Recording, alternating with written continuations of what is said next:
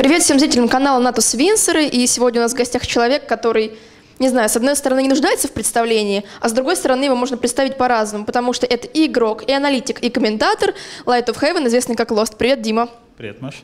В принципе, мой первый вопрос будет связан как раз с тем, о чем я сейчас сказала. Ты себя в очень разных амплуа пробовал за последнее время.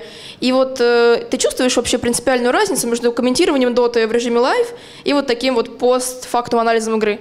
Ну, если брать комментирование, то это, конечно, сложнее. Нужно поддерживать свой голос в постоянной форме и комментировать длительное время. А аналитика – это больше интеллектуальный труд. Ты посидел, посмотрел игру, подумал, что там произошло, и потом в спокойном темпе рассказал. Благо нас 4, то нагрузка малая. Ну вот, кстати, вас 4, и, возможно, у многих из вас разный, ну, по крайней мере, немного разный взгляд на доту. Бывает ли такое, что вот ты слушаешь там аналитику кого-то из своих коллег и понимаешь, что, и думаешь, что, боже мой, что он несет, я не совсем согласен. Или все-таки вот на вашем уровне игры уже взгляды более сходятся? Ну, чаще всего, когда у нас разнятся мнения, то мы выдерживаем паузу, и после того, как закончил один, переходим на другую тему, а потом возвращаемся и рассказываем свою версию. Так кажется, что мы говорим о разном, но по сути об одном и том же. То есть, как ты думаешь, Дота только какую-то одну трактовку имеет, или реально есть такой сценарий, при котором люди могут анализировать игру по-разному, то есть с разных подходов, но при этом оба быть правыми?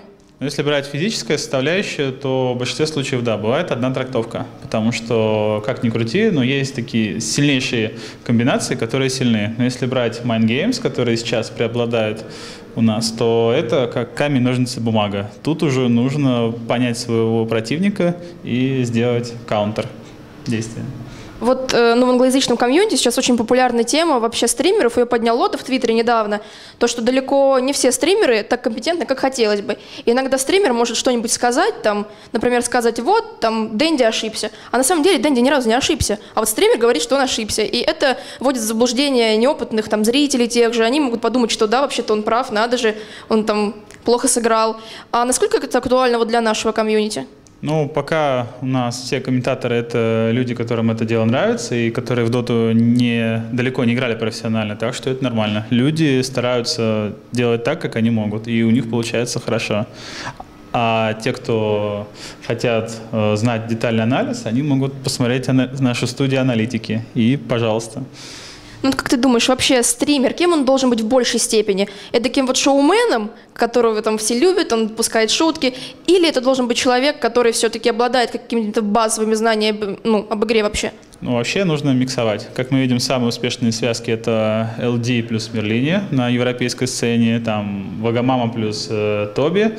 Вот, я уже не говорю о Китае. И там всегда один шоумен, второй аналитик, и они чередуют вот, нагрузку.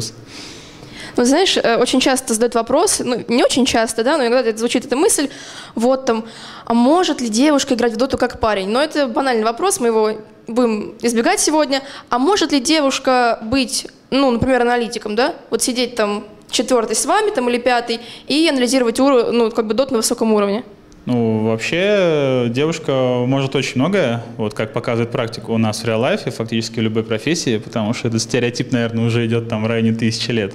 Вот. Но тут уже вопрос в том, что девушка хочет, потому что, как правило, девушка — это более творческая натура, и она любит вот,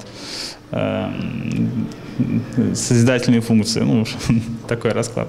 Ну, смотри, вот разве дота не творчество, например, процесс драфта? Ты вот не чувствуешь здесь какую-то творческую ноту? Дота, да. Если брать творческий драфт, то вот задумка идеи, что делать по игре, это, ну, это нормально для мысли. Но потом включится математика, сложение чисел, всего остального, и тут уже мужчина будет силен при таких раскладах. Хорошо, вот, ну вообще, я думаю, что, вообще-то я заметила, я думаю, это заметили зрители, что вот за последние, ну, когда мы общались давно, и вот сейчас вот чувствуется, что ты стал более таким общительным, раскрепощенным. Это что-то повлияло на это или это, не знаю, магия Старладдера? Ну, это учеба, которую я прохожу в Москве и вот, тренируюсь постоянно. А можешь подробнее рассказать об этом? Есть люди, которые преподают, есть люди, которые в жизни много умеют. Один из примеров — это ораторское искусство. И ты к ним приходишь и учишься. Все. А это как-то связано с твоей вот деятельностью, что ты больше начал комментированием заниматься, больше на публике выступать? Ну, скорее это связано с тем, что как-никак мы общаемся в жизни, наверное, большую часть времени, и уметь хорошо говорить надо. И это помогает не только в доте, а я уверен, почти в любой профессии. Ну, вообще, да, общение с людьми всегда помогает. Ну, и вот один из последних вопросов. Ты упомянул там разного рода mind games, и я вот знаю, что ты любишь, что ты вообще любишь игры, в частности, интеллектуальные игры. И сейчас вот, ну, как бы многие, да, и игроки, и комментаторы, они увлеклись, например, игрой в Hearthstone. Ты не играешь? Пока нет, все-таки это пока только бета, или, ну, может быть, даже вышла новая, зелененькая, и там очень много надо делать. Плюс там есть фактор удачи, который пока сильно на баланс игры влияет. Так, еще один вопрос. Недавно одна из крупных газет, федеральных, российских, выпустила материал о том, что вот провели исследования и обнаружили, что у геймеров начинается старение в 25 лет.